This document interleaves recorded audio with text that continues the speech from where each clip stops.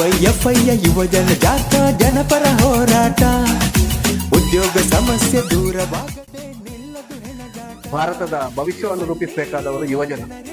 ಯಾಕೆಂತ ಹೇಳಿದ್ರೆ ಈ ಭಾರತವೇ ಯುವಜನ ಭಾರತ. ಆದ್ರೆ ನಿಜಕ್ಕೂ ಕೂಡ ಯುವಜನರ ಭವಿಷ್ಯ ಇರುವಂತದ್ದು ಉದ್ಯೋಗದಲ್ಲಿ. ಒಬ್ಬ ಯುವಕನಿಗೆ ಉದ್ಯೋಗ ಸಿಕ್ಕಿದ್ರೆ ಅವನ ಭವಿಷ್ಯ ರೂಪಿತವಾಗುತ್ತೆ. ಆದ್ರೆ ಇವತ್ತು ಇರುವಂತಹ ನಿರುದ್ಯೋಗದಿಂದಾಗಿ ಆತನ ಭವಿಷ್ಯವನ್ನು ರೂಪಿಸ್ಲಿಕ್ಕೆ ಅವನಿಗೆ ಸಾಧ್ಯ ಆಗ್ತಾ ಇಲ್ಲ. ಅಂದ್ರೆ ಭಾರತದ ಭವಿಷ್ಯವು ಕೂಡ ಈ ನಿರುದ್ಯೋಗದಲ್ಲಿ ಮುದುರಿ ಹೋಗ್ತಾ ಇರುವಂತಹ ಸ್ಥಿತಿಯನ್ನು ನಾವು ಇವತ್ತು ಕಾಣ್ತಾ ಇದ್ದೇವೆ. ಹಾಗಾಗಿ ಯುವಜನರಿಗೆ ಉದ್ಯೋಗವಿಲ್ಲದ ಭಾರತವನ್ನು ನಮಗೆ ಕಾಣಲಿಕ್ಕೆ ಸಾಧ್ಯ ಇಲ್ಲ. ಯುವಜನರ ಬದುಕು ಹಸನಾದ್ರೆ ಮಾತ್ರ ಈ ದೇಶ ಹಸನಾಗ್ಲಿಕ್ಕೆ ಸಾಧ್ಯ, ಈ ಜಿಲ್ಲೆ ಹಸನಾಗ್ಲಿಕ್ಕೆ ಸಾಧ್ಯ, ಹಾಗೇನೆ ಈ ರಾಜ್ಯ ಹಸನಾಗ್ಲಿಕ್ಕೆ ಸಾಧ್ಯ.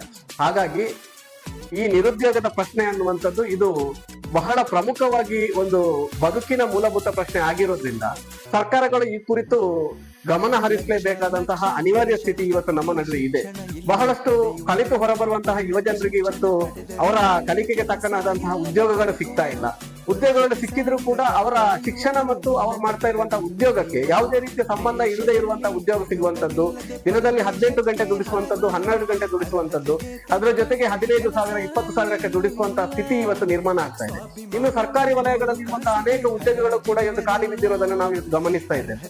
ಅದರ ಜೊತೆಗೆ ಶಿಕ್ಷಣ ಕ್ಷೇತ್ರದಲ್ಲಿ ಕೂಡ ಯಾವುದು ವಿದ್ಯಾರ್ಥಿಗಳನ್ನ ಯುವಜನರನ್ನು ಬೆಳೆಸಬೇಕಾದಂತಹ ಶಿಕ್ಷಣ ಕ್ಷೇತ್ರದ ಒಳಗಡೆ ಕೂಡ ಹುದ್ದೆಗಳು ಖಾಲಿ ಆಗ್ತಾ ಇರೋದನ್ನ ನಾವು ಗಮನಿಸ್ತಾ ಇದ್ದೇವೆ.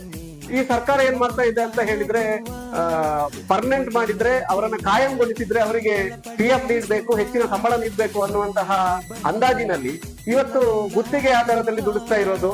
ಅದರ ಜೊತೆಗೆ ಹೊರಗಿನ ಶಿಕ್ಷಕರನ್ನ ತಂದು 2-3 ಕಾಲೇಜುಗಳಲ್ಲಿ ದುಡಿಸ್ತಾ ಇರುವಂತದ್ದು, 15-20 ಸಾವಿರಕ್ಕೆ ದುಡಿಸುವಂತಹ ಸ್ಥಿತಿ ಇವತ್ತು ಈ ದೇಶಕ್ಕೆ, ಒಂದು ಪ್ರಜಾಪ್ರಭುತ್ವ ಮಾದರಿಯ ದೇಶಕ್ಕೆ ಬರಬಾರ್ದಿತ್ತು. ಹಾಗಾಗಿ ನಾವು ಉದ್ಯೋಗವನ್ನು ಬಯಸ್ತಾ ಇದ್ದೇವೆ. ಉದ್ಯೋಗವನ್ನು ನೀಡಬೇಕಾದಂತಹದ್ದು ಸರ್ಕಾರದ ಕರ್ತವ್ಯ ಅಂತ ಈ ಮೂಲಕ ಹೇಳ್ತಾ ಇದ್ದೇವೆ.